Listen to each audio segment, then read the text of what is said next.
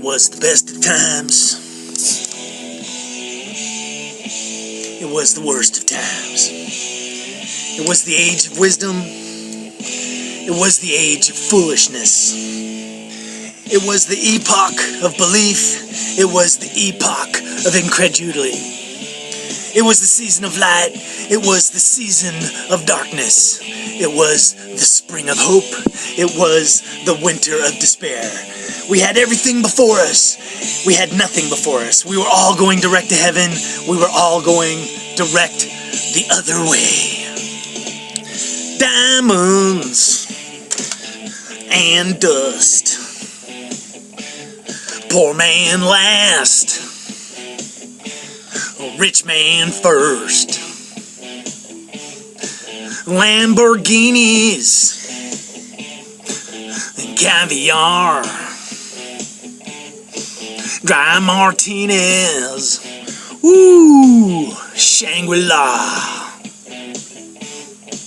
I got a burnin feeling deep inside of me.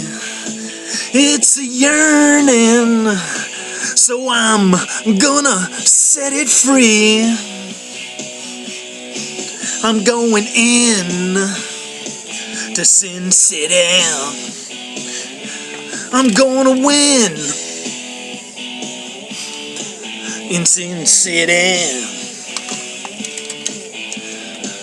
where the lights are bright. Let's do the town tonight. We're gonna win in Sin City. Alright, hey, I'm Ben Hellstead, your Jedi warrior for Jesus. Welcome to Operation End Times. This is Synchronicity Part 2, A Tale of Two Cities, my friends.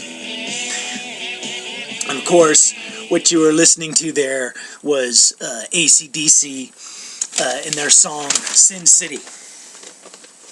We are living in the most amazing times, my friends. I'm on my 15-minute time limit with YouTube, so I'm just going to try and get to some certain things, but we're going to talk about the synchronicity of the ages. We're going to talk about time. We're going to talk about the tale of these two cities, man. You know, the story by Charles Dickens, it was a story about, had a lot of spiritualness to it. It was a story about water, where water represented emotions of people and spirits. And the story is also a tale of resurrection. And we are indeed approaching a time where the dead may literally rise. And of course, A Tale of Two Cities was a tale of light and darkness, of good and evil. So, the two cities that I want to talk about is Synchronicity, the Synchro City, the city of sin. You know, synchronicity, sin, chron of time, chronos. And the other city is basically the Electricity, or the Electro City, which is a city of light, where both these cities are powered. The Electro City is powered by the spirit and flow and the power and the light of God himself. Whereas the Synchronicity, that city is powered by kind of like a fake electricity, AC/DC, alternating current, but it's really direct current because it's really top down. There's no alternating current, and it's kind of like battery powered, so it eventually runs out. And the energy in Sin City, it's not free. Everything about Sin City, which, there are other cities that are similar to Sin City: Egypt, Babylon, Sodom, Gomorrah, New York, and synchronicity is all about time, the watch on your hand. There are watchers in Sin City. They watch the watch on their hand, and that's the new thing now, is to have the device, but it's watching time. It's looking at the micro from the top down, and in Sin City, time, it's all about time, and they measure time to the millisecond. and they have calendars, and they can even look upwards, but they don't see the fullness, but they can calculate the numbers and the orbits, and they can see patterns, and they can see the numbers.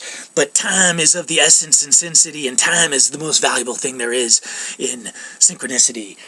And you know that because, there are laws in Sin City, like the Ten Commandments, and they say you must obey the law, and yet everybody pretty much breaks the law in Sin City. In Sin City, you have freedom of choice, and that's why everybody chooses to break the law, because wide is the path of destruction, and narrow is the pathway to salvation. But you're told to obey the law, and you're given freedom of choice, but almost everybody breaks the law, whether they realize it or not. And there's a saying, if you do the crime, you must do the time. And that's why in Synchronicity or Sin City, it's all about the time and the clock. And, they think that they know time, but they don't. And that's why even Jesus says, no man knows the exact hour when that day comes for the Son of Man. The word obey, I was just doing a little study in the Bible on it, and the word obey comes up 69 times out of 66 verses. It's mostly in the Old Testament, and it's usually saying, obey the voice of God. And, sometimes you got to say, what God is that voice you're hearing? Is it your own foolish spirit, or is it some evil spirit? But, in the Old Testament, too, it also says, obey your parents. Obey your father, obey your mother.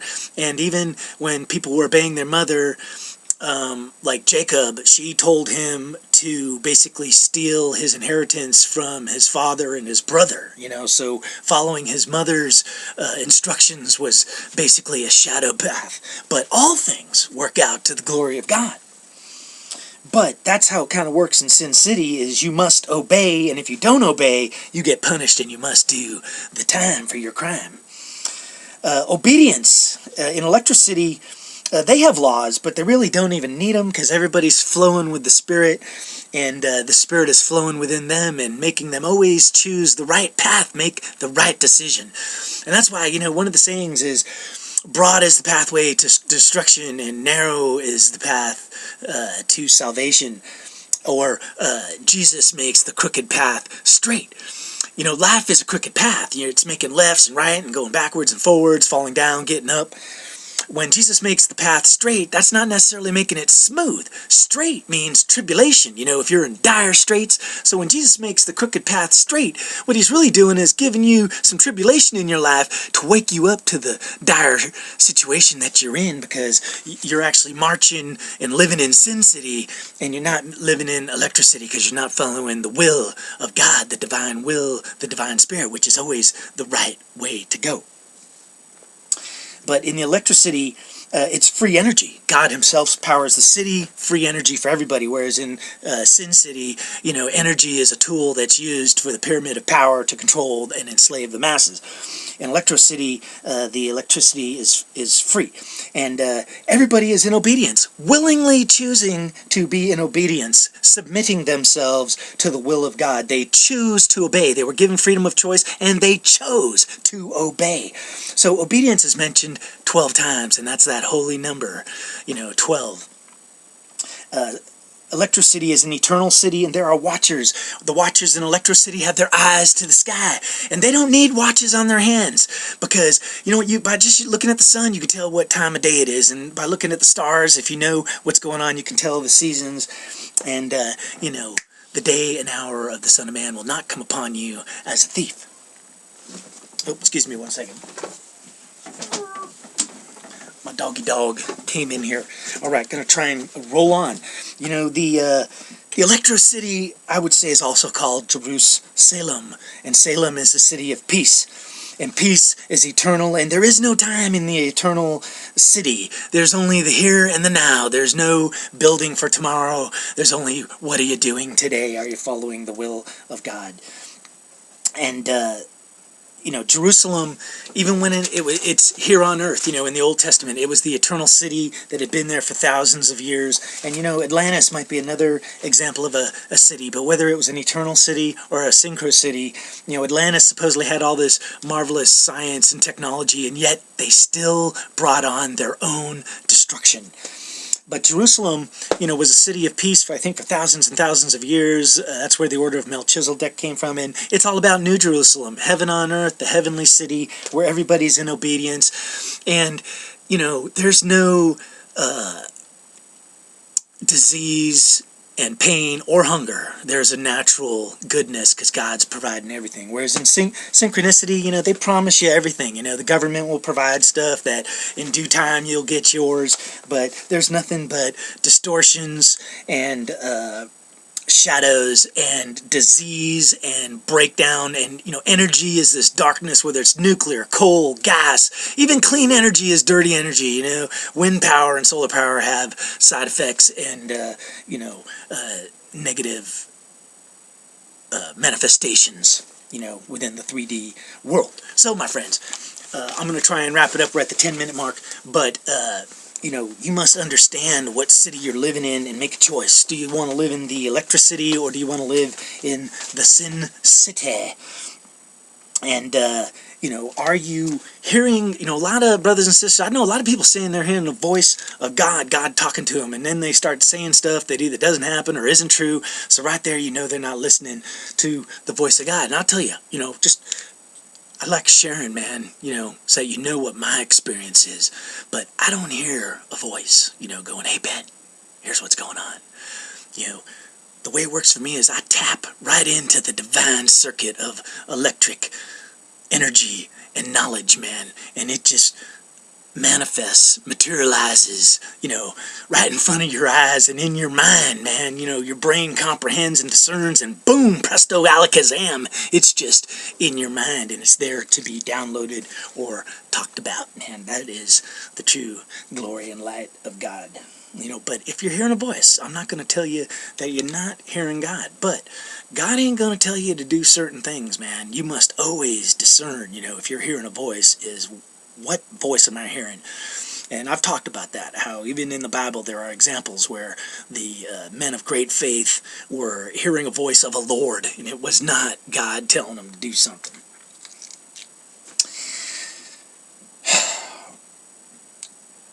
So, it's amazing, the synchronicity of the ages, The Tale of Two Cities. If you read it, the book itself by Charles Dickens, everything that was going on then is going on now. Good times, bad times, Led Zeppelin there. But on one hand, people tell you life is better than ever. Stock market's up. I don't know whether the good things are happening. Hey, the Patriots won yesterday. Right now, the 49ers, I got to go see what the score is. In Sin City, he says, I got no hope.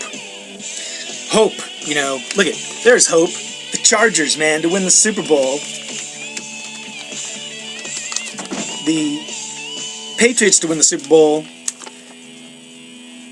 And the 49ers to win the Super Bowl. When you got a future, you got hope, my friends. But what I'm going to tell you right now is what you want to do is make sure you got a future on Jesus Christ, man, because here's the dirty little secret, man. Usually Vegas in the house controls the odds and pretty much controls the outcome. So winning, I'm going to win in Sin City, is usually a big distortion and a lie. But you know what? In the Electro City, you can win with a future on Jesus Christ because, you know what? He already won it for you. It's in the bag. It's like, cha-ching. All right. Hey, God bless, man. There is much coming in 2014. I'm Ben Hell, Stage Jedi Warrior for Jesus. This is Operation End Times. This is Synchronicity, Part 2, A Tale of Two Cities. Rock on.